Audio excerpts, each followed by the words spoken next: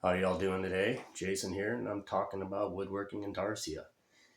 And I'm sure y'all have heard the phrase, the right tool for the right job. And there's a lot of truth to that. But that's what's fun about woodworking is you could achieve the final look going about it in different ways. So you don't need all the expensive fancy tools that you've seen on all the other YouTube channels. So check out my broke shop. I don't have what's called a wonder wheel, and it applies different textures to woods like fir or whatnot. It's basically a grinding disc in the shape of a discus, and it's about 6 inches, and it goes on a grinder, and it gives you the opportunity to apply textures to wood like this here to make it look like fur.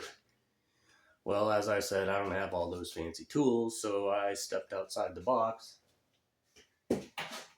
and I used a Dremel. And I don't sponsor or endorse them. I just think it's a really cool tool for all the purposes it could do.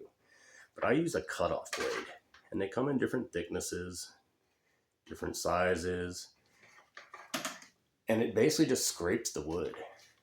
The way I'm using it is scraping the wood, and I just scratch it. Sometimes I apply pressure and it leaves a burn mark, but that'll help with your depth and textures of the wood.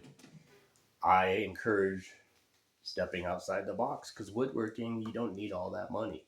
If you don't have a Dremel, I'm sure you could probably take a razor blade or even a screwdriver to cause the look that you're looking for. Think outside the box. Give it a try. If you like the advice I'm giving, click subscribe. I appreciate your support.